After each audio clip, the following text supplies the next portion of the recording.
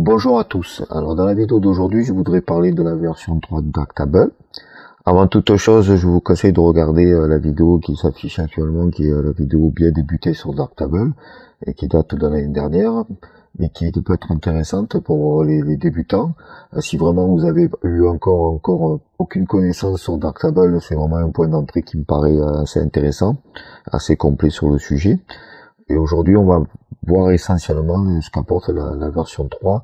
Et au niveau de l'interface, je parlerai assez peu des modules. Ça sera peut-être le sujet d'une autre vidéo. Donc la vidéo aujourd'hui, donc Darktable version 3 qui est sortie fin 2019. C'est intéressant au niveau de l'interface. Donc ça a été pas mal repensé au niveau de l'optimisation de l'interface et il y a pas mal de quelques nouveautés aussi qui me paraissent intéressantes à voir. On peut faire des thèmes, et ces thèmes-là, ce qui est intéressant, donc là j'ai le thème par défaut, qui est le thème Darktable, quand on démarre pour la première fois la version 3. Et c'est intéressant parce qu'on peut avoir des thèmes avec les Darktable au niveau au niveau de gris, ce qui nous permettra de voir un peu mieux les photos et puis surtout de pas être trompé par quelques effets d'illusion qu'il peut y avoir quand on n'est pas dans ce niveau de gris. Alors comment on y va? Donc on va ici, que ce soit en table lumineuse ou en chambre noire, on va avoir en haut à droite, au-dessus de la partie centrale, la petite roue dentée qui nous permet de montrer les préférences globales. Donc on clique dessus, ça affiche une fenêtre. Donc ça a été regroupé sous quelques sous-familles, ce qui est pas mal aussi à ce niveau-là. C'est plus efficace et plus rapidement on voit les informations, les différentes préférences. Au niveau du thème, vous avez vu, c'est dans les options d'interface, dans l'onglet général, on a le thème. Donc ici, je suis passé en thème gris, mais si je reviens en thème Darktable, c'est sûrement comme ça que ça va vous apparaître pour la première fois. Et sans rentrer dans les détails, quand on fait la modification de photos, le fait qu'on ait comme ça un univers assez sombre autour des photos peut être trompeur quant à la luminosité et quant au traitement, au développement qu'on fait de la photo. Donc il est recommandé de se mettre plutôt au niveau de gris moyen. Et ça, pour ça, donc il y a des nouveaux thèmes qui s'appellent Elegant Grey, par exemple, qui va nous permettre d'avoir donc un niveau de gris moyen en affichage de l'interface, et donc d'avoir moins de risque de se tromper et d'avoir des illusions qui peuvent modifier la perception de l'image au moment de sa modification.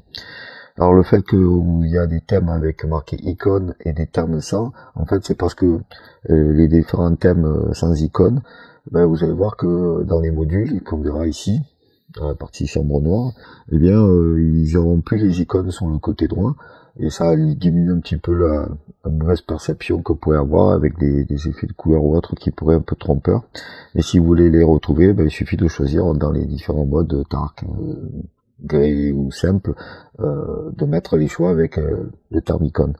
Donc moi je vais partir sur quand même la version de base, on va dire, Darktable. Pourquoi? Parce que pour la vidéo, ce sera quand même plus visible pour vous et pour la YouTube. Mais bon, si je devais travailler sur la modification des images, je choisirais sûrement le thème, par exemple, Darktable Elegant Grey.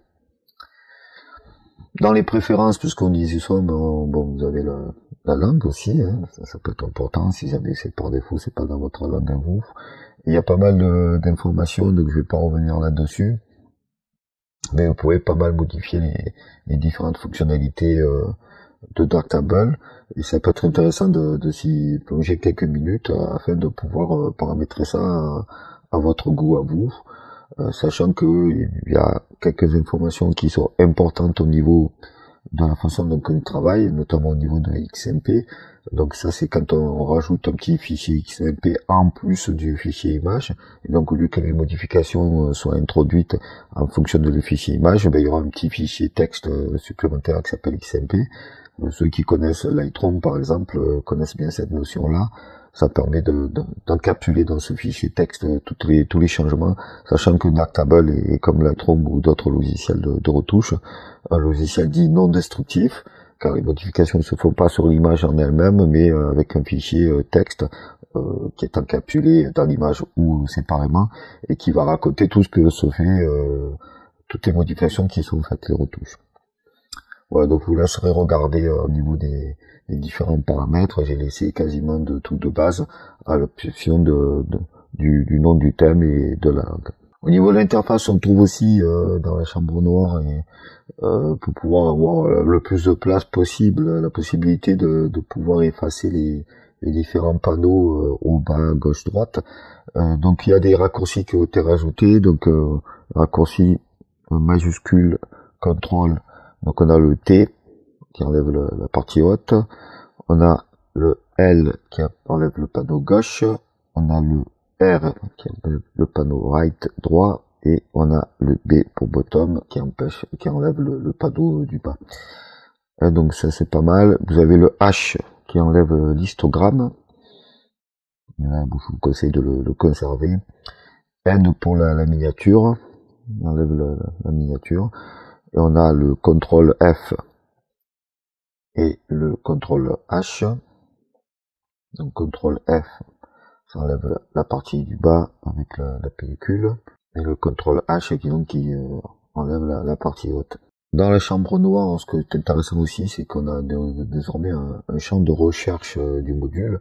Donc plutôt que de faire afficher tous les modules et parfois de pas s'y retrouver, on a la possibilité, vous voyez, donc là par exemple on a une liste de modules quand on est dans les modules de base qui sont importants, et des fois on peut chercher, commencer à regarder dans les différentes rubriques et on n'arrive pas à trouver ce qu'on cherche. Donc par exemple si ici je tape filmique, je tape le début de filmique, et ben il va nous trouver donc le filmique RVB, le module filmique RVB, et là ça me permet de l'avoir directement.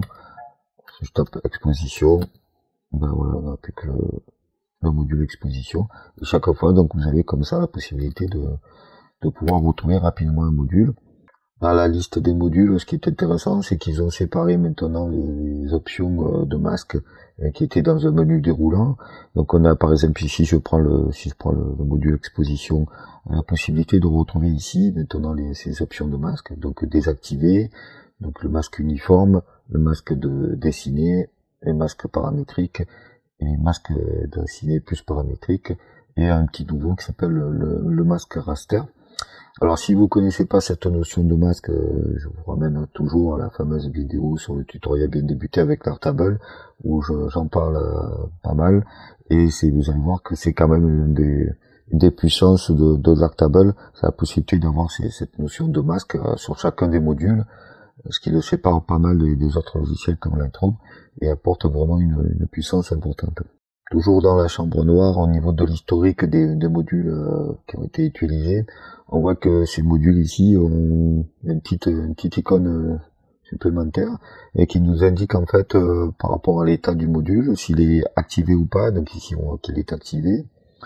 Et quand on a le module qui est un rond plein entouré d'un cercle, donc c'est des modules qui sont des modules par défaut non désactivables. Donc ici par exemple le gamma, ou le profil de couleur de sortie. Et donc après vous avez aussi les modules à l'état désactivé, donc le bouton off qui est désactivé, ou le bouton on off qui est activé ici, qui me permet de savoir si c'est activé ou pas activé. Cette notion on la retrouve ici bien entendu, où vous avez ici par exemple le verset qui est pas activé, et quand on clique dessus c'est à l'inverse, ça l'active ou ça la désactive. Et donc là après la même façon dans l'historique. Donc ici il est présent dans l'historique parce qu'il a été utilisé mais désactivé. Vous avez également éventuellement des notions par rapport à des modules qui seraient des modules obsolètes, et on aurait une croix pour dire que c'est un module qui doit plus être utilisé parce qu'il est déclaré comme étant obsolète. L'information exif de l'image qui était avant en sous l'historique passe maintenant en bas de la fenêtre principale, la fenêtre centrale. Donc on voit ici par exemple la photo, pour cette photo là c'est du 8 centièmes de seconde f2.8, 21 mm ISO 400, et donc c'est pas mal de l'avoir séparé, de l'avoir retiré de l'histogramme, comme ça c'est un peu plus visible en bas, et c'est toujours intéressant d'avoir ces informations d'exif.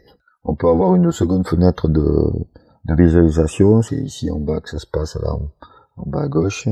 Donc avec la possibilité comme ça de rajouter une deuxième fenêtre de visualisation. Et ça nous permet, si on met un profil différent pour chaque photo, chaque fenêtre, d'avoir comme ça des comparatifs faisables. On a la possibilité de voir pour chaque vue active de Darktable les raccourcis qui sont utilisables dans cette vue. C'est la touche H du clavier. Si on laisse appuyer dessus, donc on a la possibilité de voir ces différents raccourcis.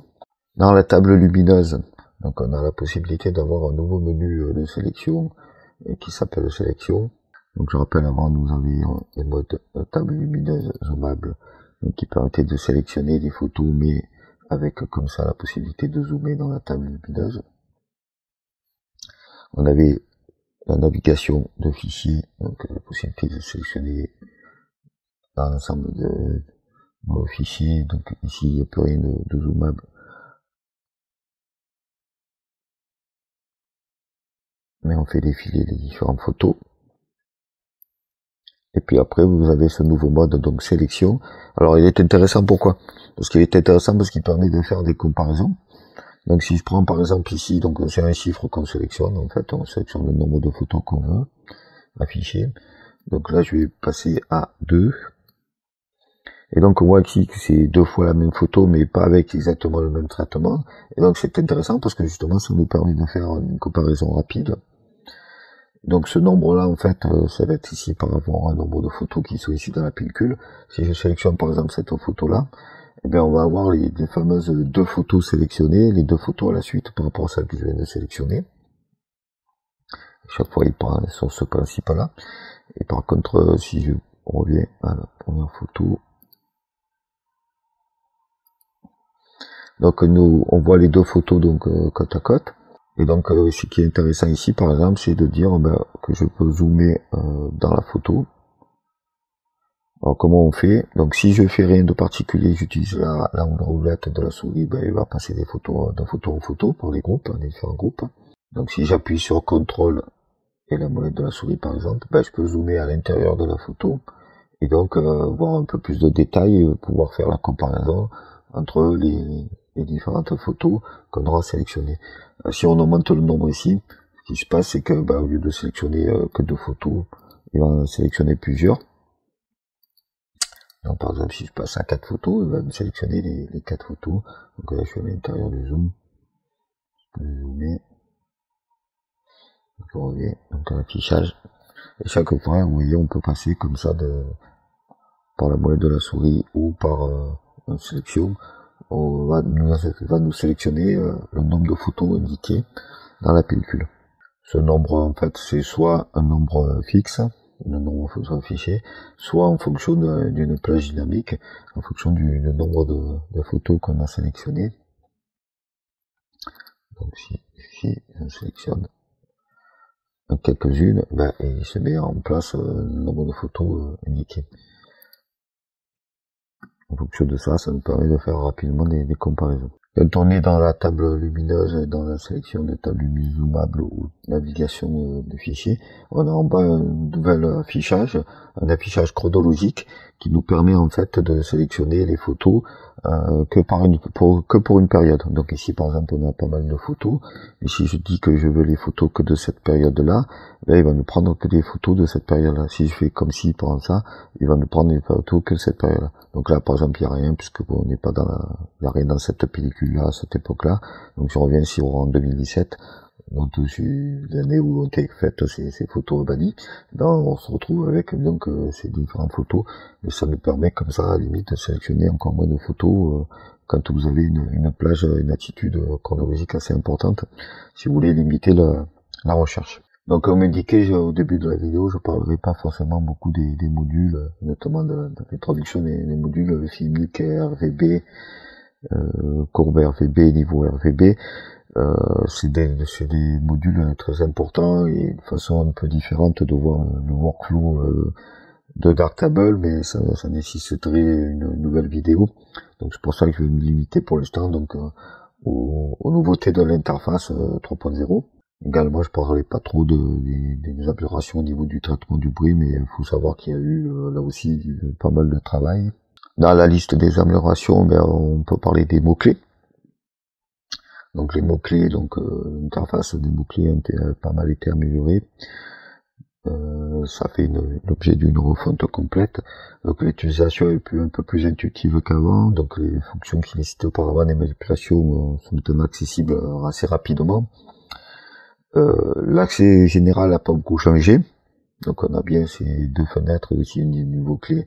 Donc ici cette fenêtre sur laquelle on s'indiquait les mots-clés qui ont été associés à une image, et ici en dessous la liste complète des mots-clés. Donc là il y en a très peu parce que j'utilise très peu cette fonctionnalité.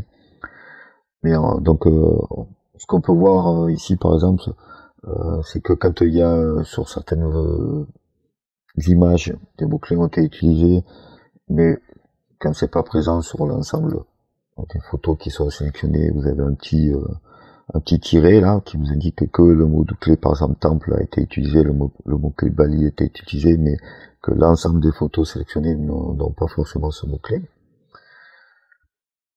Quand on passe après, vous voyez, sur les différentes photos, éventuellement, si jamais une photo a le mot-clé, ça apparaît. On peut voir qu'il y a le nombre d'images qui sont associées au mot-clé. Donc, par exemple, ici, télescope, il y a 4 images qui possèdent ce mot-clé, temple, une image, et Bali, 2 images. Donc, ça permet aussi de savoir combien de fois ce mot-clé a été utilisé. Et donc, si on fait un clic droit sur le mot-clé, on voit qu'on a pas mal de menus. Donc, attacher le mot-clé, détacher le mot-clé, supprimer le mot-clé, supprimer la branche, créer un mot-clé, éditer le mot-clé, copier l'entrée, et aller à la collection liée au mot-clé. Donc par exemple, si je choisis Bali et j'édite le mot-clé, donc on me dit un mot-clé sera mis à jour, 2 images seront mises à jour. Donc là, on peut changer son nom, on peut dire s'il est privé, on peut dire s'il est sans catégorie, et on peut éventuellement avoir des synonymes. Donc, outre les boutons précédents attachés, détacher les mots-clés, on voyait qu'il y a 3 nouveaux boutons. Donc le bouton ici, c'est activer et désactiver l'affichage des mots-clés spécifiques à Darktable. Il faut savoir que Darktable utilise des mots-clés à tout moment pour pouvoir faire sa tambouille personnelle.